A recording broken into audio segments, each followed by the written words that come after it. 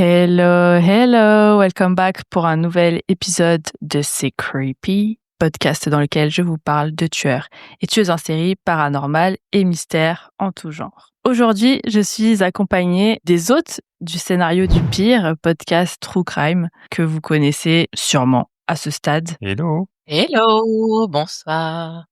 Comment vous allez? On va plutôt bien là, fin de l'été, belle énergie, tout roule. J'ai décidé de vous parler du Black Panther Party. On va se la jouer à la française. Le Black Panther Party est un mouvement politique révolutionnaire fondé en 1966 à Oakland, en Californie, par deux hommes, Huey P. Newton et Bobby Seale. On appelle aussi le Black Panther Party le BPP, le BPP. Ce parti avait pour objectif de lutter contre les discriminations raciales envers les Afro-Américains aux États-Unis, perpétrées par les Euro-Américains, n'est-ce pas? Il luttait de ce fait contre les violences policières et mettait en place divers programmes sociaux afin de compenser le désengagement du gouvernement vis-à-vis des populations noires, notamment dans les domaines de l'éducation et de la santé et plein d'autres choses. Petit rappel pour le contexte, d'ailleurs. Après la fin de l'esclavage en 1865 aux États-Unis, les Noirs américains étaient légalement libres, mais de nombreux Blancs américains ont cherché à les exclure de la vie sociale, économique et politique. De la vie tout court, en fait. Des lois de ségrégation, appelées plus tard loi Jim Crow, ont été adoptées dans le Sud, imposant la séparation des Blancs et des Noirs dans les écoles, les transports, les restaurants, les hôpitaux, les bibliothèques, les toilettes, bref, partout, et même les mariages, tant qu'on y est. La Cour suprême a validé ces lois et cette ségrégation en 1896, en officialisant la doctrine du séparé mais égaux. Et dans la réalité, effectivement, les lois Jim Crow avaient aussi un arsenal législatif, surtout dans les États du centre, pour empêcher les Noirs de voter. Il y avait un ensemble de tests, notamment des tests d'alphabétisation, mais pas seulement ceux-là.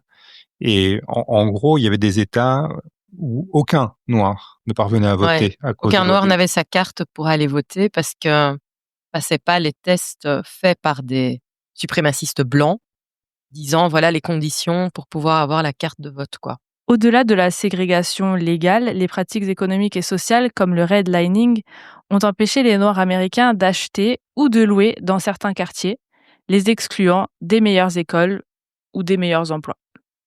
Ces lois et pratiques ont permis aux Blancs de maintenir une hiérarchie raciale et de marginaliser les Noirs. Voilà, c'était pour le petit contexte historique. Du coup, dans les années 1960, les Noirs américains se mobilisaient massivement pour obtenir l'égalité des droits. Des leaders très connus comme Martin Luther King Jr., Rosa Parks ou encore Malcolm X ont joué un rôle central dans cette lutte. Rosa Parks est restée célèbre pour avoir refusé de céder sa place dans un bus à un passager blanc en 1955 à Montgomery, un geste qui déclencha le grand boycott des bus de Montgomery et devint un symbole de la lutte pacifique contre la ségrégation. Alors, par rapport à la ségrégation, dans les années 50, on a fait un épisode sur l'affaire Emmett Till. Emmett Till, c'est un jeune homme qui a été lynché dans le Mississippi et qui a, malgré lui évidemment, inspiré Rosa Parks. Et quand elle a été arrêtée pour avoir refusé de céder son siège, elle a fait référence à Emmett Till. Voilà, c'est une affaire qui nous a un peu hanté quand on l'a, surtout on a fait de longues recherches pour cette affaire, et c'était dur. Hein. Ouais, c'était intense, on va dire ce qui est. Ouais, horrible affaire. Votre épisode il était trop bien d'ailleurs. Tout le monde, allez l'écouter. On fera une suite à Emmett Till parce que, en fait, ça a réveillé les suprémacistes blancs, la lutte pour les droits civiques, en fait, a réveillé des velléités ségrégationnistes encore plus fortes. Et voilà, on va certainement enregistrer la suite et expliquer ce qui s'est passé dans les années 70 et 80. Trop bien. J'ai hâte. Martin Luther King incarnait la stratégie de la non-violence et de la désobéissance civile, rappelant dans son discours I Have a Dream de 1963 son espoir d'une Amérique où les enfants noirs et blancs pourraient grandir ensemble, libres et égaux. De son côté, Malcolm X, plus radical, proclamait que les Noirs américains devaient obtenir leur liberté par tous les moyens nécessaires. Et je rappelle bien sûr que comme par hasard, Martin Luther King et Malcolm X sont tous les deux morts assassinés. Coïncidence? Je ne pense Je pas. pense pas. Sous la pression de ce grand mouvement, le gouvernement américain adopte 2 lois. Le Civil Rights Act en 1964, qui interdit la ségrégation raciale dans les lieux publics et au travail, qui perdurait depuis les années minimum 1870 avec les lois Jim Crow. Puis, en 1965, et ça me fait bizarre de dire des dates qui sont vraiment... Proche. Super proche, en fait. quand on Ouais, les c'est ça. dit, Ouais. Et d'ailleurs, fun fact, enfin pas si fun que ça au final, mais ils faisaient exprès de mettre, et ils font toujours exprès de mettre toutes les photos de cette époque en noir et blanc, alors que la couleur elle existait déjà pour les photos, pour faire comme si c'était il y a très très longtemps, etc. Ouais. Alors que la plupart des gens sont encore vivants aujourd'hui, quoi. Donc voilà, en 1965, il y a une loi qui garantit le droit de vote aux Noirs américains. Ces lois représentaient une avancée énorme sur le papier, mais forcément, leur application restait inégale, comme l'ont dit San et Phil, et souvent contestée, surtout chez les États du Sud. Parce qu'eux, ils ne lâchaient rien. Fallait... Ils lâchent toujours rien aujourd'hui, je pense. Oui, Mais c'est ça. à l'époque, Je parlais au passé. Mais... Ouais, c'était le Mississippi et l'Alabama qui étaient Mhm. les plus radicaux, par exemple. Et je l'ai pas dit, mais on n'oublie pas aussi le KKK, qui existe depuis 1865, Ouais. qui est un groupe terroriste suprémaciste blanc des États-Unis et qui se donnait à cœur joie de venir pourrir les manifestations pour les droits civiques américains dès qu'il le pouvait. Et ton épisode tombe un peu à point nommé parce que hier, donc quand on enregistre le 23 août, donc je pense que c'est le 21 ou le 22 août, et Donald Trump qui a dit que les musées étaient trop woke parce que Ouais. il condamnait l'esclavage. Et que c'était pas si terrible que ça, selon lui. Voilà, Quand exactement. même, quoi. Qu'il y avait quand même des aspects positifs qu'on nous Ouais. cachait. Ouais, un peu comme Retailleau, qui avait dit tout n'était pas si noir dans cette période. Il y a eu des bons côtés. La colonisation, c'est bien entendu des heures qui ont été noires, mais c'est aussi des heures qui ont été belles. J'en ai déjà parlé un peu dans mon épisode Patreon sur l'affaire Tamla Horsford, épisode 74, pour ceux que ça intéresse. Je parlais d'une femme noire, donc Tamla, qui passait une soirée chez ses nouveaux amis blancs dans un état très raciste des États-Unis, hein, et c'était la seule retrouvée morte le lendemain matin. Voilà. Donc si ça vous intéresse, n'hésitez pas. Ah bah moi je vais aller l'écouter. J'ai pas écouté celui-là. Ah, tu n'as pas écouté? Eh ben, let's go. 74, hein. 74, oui. Ça s'appelle Crime raciste ou accident. Mhm. Vous savez déjà ce que j'en pense. Parallèlement, la guerre du Vietnam a profondément marqué la société américaine. Beaucoup de jeunes noirs étaient envoyés pour y combattre en première ligne, alors qu'ils subissaient toujours la pauvreté et la discrimination dans leur propre pays. Plein de personnalités américaines ont critiqué cette guerre, comme le boxeur Mohamed Ali, qui refusa d'aller combattre en 1967 en déclarant « Aucun Viet Cong ne m'a jamais traité de nègre ». Dans les grandes villes comme Los Angeles, Chicago ou Oakland, les quartiers noirs faisaient souvent face à des violences policières. Font. Les contrôles abusifs étaient fréquents et conduisaient à des arrestations brutales, voire parfois meurtrières. En réaction à tout ça, le Black Panther Party a organisé des patrouilles pour surveiller la police. Les membres du Black Panther Party circulaient armés, ce qui était d'ailleurs tout à fait légal en Californie à l'époque, et les Blancs avaient oublié. Ils partaient observer les interventions policières en les enregistrant, même avec des magnétophones, et rappelaient par la même occasion leurs droits aux habitants. Je trouve ça trop stylax. Faut qu'on fasse ça partout. Ouais, franchement. Et en fait, ce que tu racontes, c'est quand on regarde ce qui se passe aujourd'hui aux États-Unis, on se dit, tu vois, tu pourrais le raconter. On a l'impression que ça se passe aujourd'hui encore, Ouais. finalement. On aurait besoin d'être plus protégé. Enfin, voilà, cette communauté-là aurait besoin effectivement de se protéger. En plus, avec tout ce qui se passe avec les raids illégaux de Trump, là, quand il embarque des gens, Ouais. avec les comment ça s'appelle, la ICE cagoulée, les services, Ouais. j'allais dire les services d'immigration, je sais plus, c'est quoi déjà ICE? Ouais, l'acronyme, je sais plus. Non, Bref, en tout cas, la police de l'immigration, ils arrêtent tout un tas de monde de manière illégale. Et du coup, souvent, je vois des vidéos sur les réseaux où il y a quelqu'un qui filme et qui dit, qui révèle les droits et tout, qui demande le badge de l'officier, qu'il ne veut pas donner.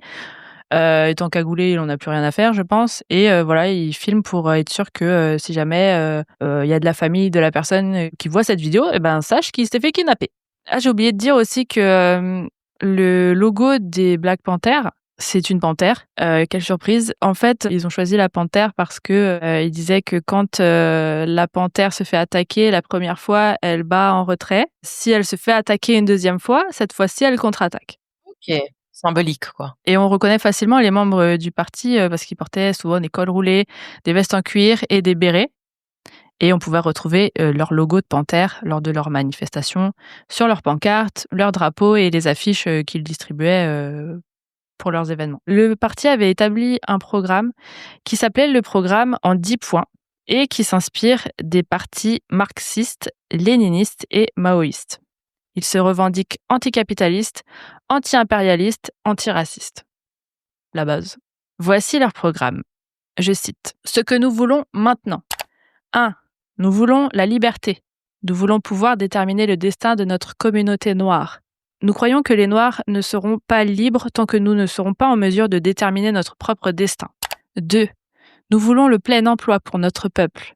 Nous croyons que le gouvernement fédéral est responsable et obligé de donner à chaque homme un emploi ou un revenu garanti. Nous croyons que si les hommes d'affaires américains blancs ne donnent pas le plein emploi, les moyens de production devraient être pris aux hommes d'affaires et placés dans la communauté afin que les gens de la communauté puissent s'organiser, employer tous ses membres et leur donner un niveau de vie élevé. J'insiste sur élevé. 3. Nous voulons la fin du vol par les capitalistes de nos communautés noires et opprimées. Nous croyons que ce gouvernement raciste nous a volés et nous exigeons maintenant le remboursement de la dette de 40 acres et 2 mules. 40 acres et 2 mulets ont été promis il y a 100 ans comme redistribution pour le travail des esclaves et le meurtre de masse des personnes noires. Nous accepterons le paiement en devises qui sera distribué à nos nombreuses communautés. Les Allemands aident maintenant les Juifs en Israël pour le génocide du peuple juif. Les Allemands ont assassiné 6 millions de Juifs. Le raciste américain a participé au massacre de plus de 50 millions de Noirs. Par conséquent, c'est une demande modeste que nous formulons. 4. Nous voulons un logement décent, digne d'un abri pour les êtres humains. Nous croyons que si les propriétaires blancs ne donnent pas un logement décent à notre communauté, alors les logements et les terrains devraient être transformés en coopératives, afin que notre communauté, avec l'aide du gouvernement, puisse construire et fabriquer un logement décent pour son peuple.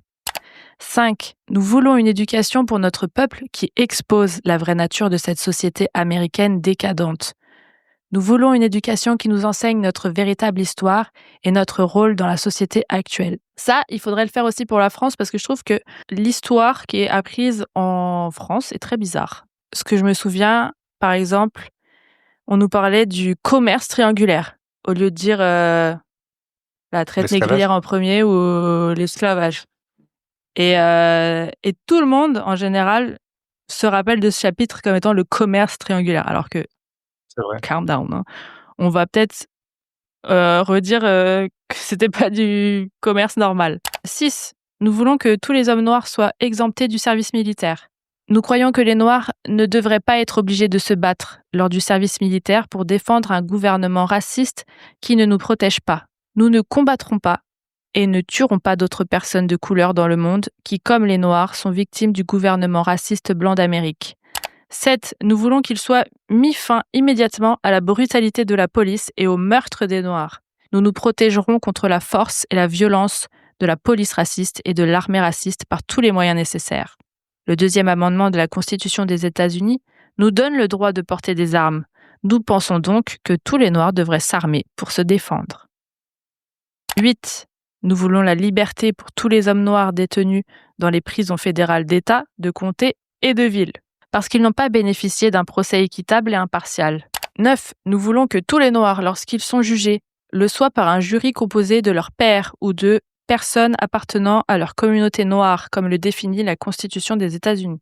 Nous pensons que les tribunaux devraient suivre la Constitution des États-Unis afin que les Noirs bénéficient de procès équitables. Le 14e amendement de la Constitution américaine donne à un homme le droit d'être jugé par ses pairs. Un pair est une personne dont les antécédents économiques, sociaux, religieux, géographiques, environnementaux, historiques et raciaux sont similaires. Nous avons été et sommes encore jugés par des jurys entièrement blancs qui n'ont aucune compréhension de l'homme au raisonnement moyen de la communauté noire. 10. Nous voulons de la terre, du pain, un logement, une éducation, des vêtements, la justice et la paix. Non, juste par rapport à ça, c'est quand même typique de cette époque où tu as dans tous les pays une extrême gauche radicale qui se réveille ou qui se crée. Et on a fait un épisode il y a quelque temps sur Rabbi Jacob, où en fait, voilà, je pense que les auditeurs ne savent pas l'histoire incroyable qu'il y a derrière Rabbi Jacob, qui est une histoire de true crime. On parle du film Rabbi Jacob. Oui, le film Rabbi Jacob avec Louis de Funès. Funès. Voilà, comédie assez fédératrice, mais en fait, ça a été un cauchemar. Il y a eu des morts, voilà, à cause.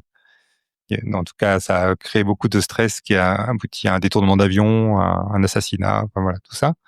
Et dans le même épisode, on a parlé d'un groupe de rock psychédélique japonais qui s'appelle les Rallies dénudés et qui s'inspire du marxisme-léninisme aussi et qui avait un discours qui était assez proche de ce qu'on peut retrouver du côté du Black Panther et qui à un moment a mené, enfin pas les Rallies dénudés, mais les groupes auxquels ils appartenaient, a mené une lutte armée qui était extrêmement brutale. Et donc il y avait vraiment ça, il y a vraiment quelque chose d'une époque. Je pense qu'aujourd'hui, un Black Panther Party qui dit ça, c'est pas possible. Il y a quand même quelque chose qui est très lié aux années 60 et aux années 70 dans cette façon d'exprimer sa colère. Pour le dernier passage, tu veux dire, avec l'invocation de la nature ou je sais plus ce qui...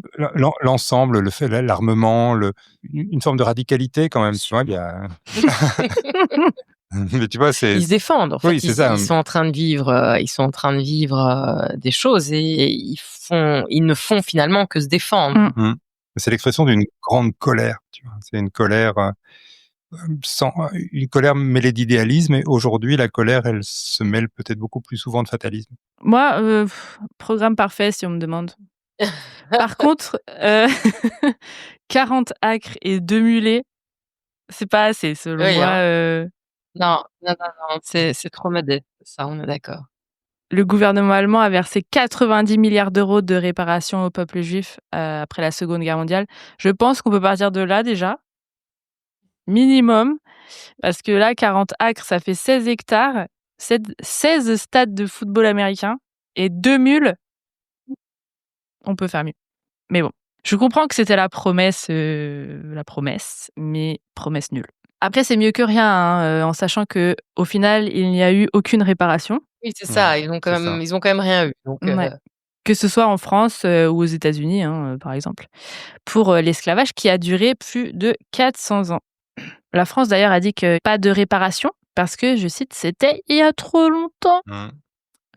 On n'est même pas arrivé à la moitié du temps que ça a duré au total. Donc, bon. Puis je pense qu'on a assez de documents pour...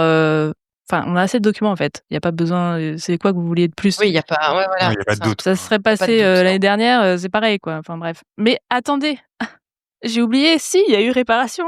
Ils ont payé les esclavagistes pour les dédommager à la fin de l'esclavage. Bah oui, c'est vrai. Parce que les pauvres, il n'y avait plus de business. Ça, j'ignorais, moi. Ouais, ils ont déjà payé. Ils les ont payés, alors je sais plus, j'ai lu pour chaque département dédommager les esclavagistes. C'était en France? Oui, France, oui. Pour la Guyane, Réunion, Guadeloupe, Martinique, etc. C'est ce qu'ils ont fait. Il me semble, les Royaumes-Unis, c'était pareil. Et d'ailleurs, alors pour la France, je sais pas, je vais pas affirmer des choses, mais bon, j'imagine que ça doit être le cas. Mais en gros, ils ont dédommagé avec l'argent du contribuable et des descendants d'esclaves, du coup, qui ont payé.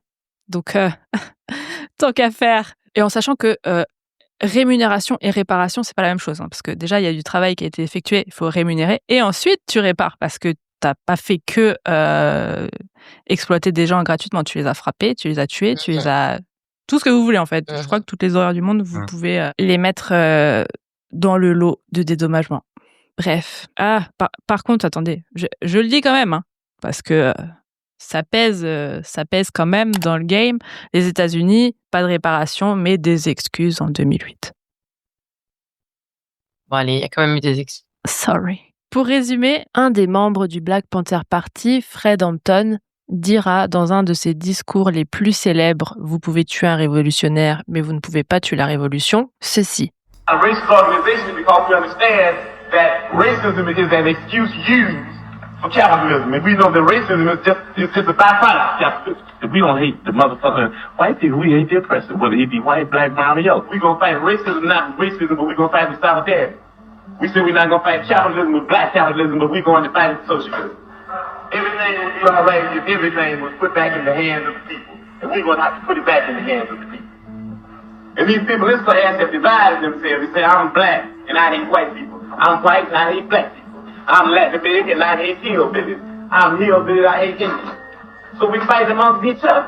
Nothing's more important than stopping fascism, because fascism will stop us all. That's a simple thing. Socialism is the people. You're afraid of yourself. If you're afraid of socialism, you're afraid of yourself. On note qu'au début du PPP, c'était que des hommes, mais assez rapidement, enfin en tout cas en 1970, on note qu'il y a 40% à 70% des membres du parti qui sont des femmes. Donc voilà, c'est petite note, c'est important parce que le parti se prononcera plus tard sur d'autres sujets, comme le sexisme, et créera même le womanism. Donc je cite, le womanism est un mélange entre le nationalisme noir et la revendication des femmes, mettant la race et la lutte communautaire avant la question du genre. Voilà, le womanism postule que le féminisme traditionnel a échoué dans l'intégration de la lutte pour l'égalité des races et des classes, dans sa remise en cause du sexisme masculin, et en cela fait partie de l'hégémonie blanche. Voilà, en gros, le womanism critique le féminisme classique parce qu'il est trop centré sur les femmes blanches et uniquement sur le sexisme. À la place, il met en avant les luttes liées à la race, à la communauté et aux classes sociales. Voilà pour ce qu'est le Black Panther Party. Et maintenant, je vais parler de ses actions. Le Black Panther Party va mettre en place des actions concrètes très rapidement pour aider les populations noires via des programmes sociaux. Leur programme le plus connu est le petit déjeuner gratuit pour les enfants. Dès janvier 1969, ils commencent à distribuer des petits déjeuners aux enfants, en général dans les églises, avant qu'ils aillent à l'école. Pour le Black Panther Party, la réduction de la faim et de la pauvreté était nécessaire à la libération des Noirs. Ils se sont donc donnés pour mission de cuisiner et de servir tous les matins des petits déjeuners dans les quartiers défavorisés de Californie, au début, et puis ensuite ça a pris de l'ampleur dans tout le pays. Le gouvernement américain, ayant déjà un programme d'assistance alimentaire, mais visiblement inefficace, a commencé à voir ces petits déjeuners gratuits comme une menace et accuse le BPP de se servir des enfants à des fins de propagande politique. Certaines églises vont alors commencer à refuser de prêter leur lieu pour les petits déjeuners. Apparemment, Dieu ne veut pas que les enfants mangent. Enfin, il y a certaines églises qui les soutiennent, mais il y en a qui ferment leurs portes. Le mouvement ne faiblit pas. Tous les matins, entre 7h et 9h, le Black Panther Party sert les petits déjeuners à des milliers d'enfants gratuitement, et ce pendant plusieurs années. On comptait 36 services dans le pays entre 1969 et 1971. Bientôt, le Black Panther Party distribuera des sacs de nourriture aux communautés, toujours gratuitement.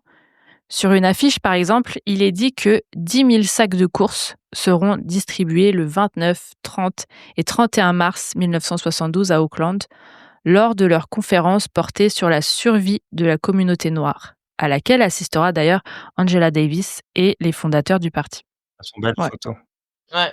Grâce à ces actions, le programme a nourri plus d'enfants défavorisés et de gens que l'État de Californie à lui seul, avec son petit programme là. Forcément, ça ne plaît pas aux autorités, qui font passer le mouvement des Black Panthers pour un mouvement violent et masculiniste, alors même qu'il y a une majorité de femmes au sein de celui-ci. En fait, il y a deux visions au sein du parti, parce que le parti marche bien, mais il y a quand même des problèmes internes. Par exemple, Eldridge Cleaver, le ministre de l'Information de Black Panther, faisait plutôt appel aux armes et disait que le programme des petits déjeuners, c'était, je cite, un programme de tapette. Mhm. Mais le fondateur, Bobby Seale, l'a recadré en lui répondant, je cite, « Tu as une vision trop limitée. L'inscription des électeurs et les programmes communautaires, ça unifie le peuple. Moi, je suis là pour organiser les gens contre le pouvoir raciste qui baisse tout le monde. Et toi, tu veux juste jouer les mecs virils devant ces gosses, ces jeunes femmes et ces hommes parce que tu as participé à une fusillade. » Ouais, il y avait finalement un côté assez violent dans une tranche, j'ai envie de dire, du BPP. C'est ça. Donc, je ne vais pas rentrer dans les détails des problèmes du parti. des problèmes internes du parti, mais il y a des désaccords. Par exemple, on essaye de mettre les femmes au second rang. On leur laisse la bouffe, le ménage et les tâches administratives à faire plutôt que les places de leader, etc. Et c'est d'ailleurs pourquoi plein de femmes vont rejoindre le parti au bout d'un moment pour renverser ça, de ce que j'ai compris, et promouvoir le womanism dont je parlais plus tôt. Je résume grossièrement, mais n'hésitez pas à aller faire des recherches si ça vous intéresse. En tout cas, il y avait ce genre de problème à l'intérieur du parti. Et franchement, j'étais surprise de ça. Mais au final, il faut que j'arrête d'être surprise. Les mêmes problèmes reviennent partout, c'est dingue. Ouais, ouais, clairement. Le président du FBI, Hoover, dira, je cite, « Le Black Panther Party est la plus grande menace à la sécurité intérieure du pays. » Les petits déjeuners, c'est dangereux. Il dépêche alors le FBI dans les villes où le BPP est actif afin d'y diffuser de fausses rumeurs prétendant que le parti prône le racisme anti-blanc, que les petits déjeuners gratuits sont empoisonnés et que les sacs de courses distribués seraient impropres à la consommation. Waouh! Trash quand même, hein. Mmh. Tu te dis, pour une bonne action, ils ont rien demandé, hein, finalement. Ils distribuent leurs sacs, tranquille, ils n'ont rien demandé à personne Ouais. et Alors après aussi, tu sais, j'ai commencé à regarder un documentaire Arte là-dessus, sur les Black Panthers, et en fait, c'est bien parce qu'on a le témoignage de tous les gens qui ont vécu ça à cette époque et qui expliquent qu'ils faisaient des patrouilles pour surveiller la police, etc., comment ça se passait, à quel point les flics étaient intimidés de voir autant de gens avec des flingues autour d'eux, prêts à dégainer et tout. Il y avait le problème qu'ils avaient le droit d'être armés, en fait. Et le FBI a essayé, le gouvernement a essayé de faire passer des lois pour leur empêcher d'avoir les armes. Mais du coup, comme c'est dans la Constitution, c'est un peu difficile parce que pourquoi tu les retirerais que aux Noirs, les armes? Mais ils ont quand même essayé, hein, ils leur confisquaient les armes et tous les flics. Bref. Donc c'était pas juste le petit déjeuner qui posait problème, mais en tout cas, ils s'y sont attaqués quand même. La police de Chicago a par exemple fait irruption un matin dans une église lors d'un petit déjeuner et a écrasé la nourriture qui allait être servie, puis uriné dessus. Oh! Sérieux, quoi? Là, j'ai parlé des distributions de nourriture, mais le Black Panther Party avait tout un tas d'autres programmes. Par exemple, ils ont fondé une école à Auckland qui a offert un enseignement de haut niveau à 150 enfants issus de quartiers défavorisés. Ils ont également lutté au niveau médical dans la communauté en faisant de la prévention contre l'alcoolisme et les drogues. Ils investissent dans des centres de désintoxication, dans le Bronx par exemple. Ils distribuent des vêtements, des chaussures, mettent en place des services de transport vers les prisons, que ce soit des bus ou des ambulances. Ils organisent des campagnes de dépistage contre la drépanocytose ou l'anémie falciforme. C'est la maladie génétique la plus fréquente au monde apparemment. Chez les noirs, précisément. C'est une maladie qui est vraiment hyper fréquente chez les personnes noires, ouais. Donc ils ouvrent des cliniques médicales communautaires gratuites dans lesquelles des bénévoles accueillent les patients. À noter que comme seulement 3% des médecins américains étaient noirs, des médecins blancs se sont engagés pour le parti et pour aider.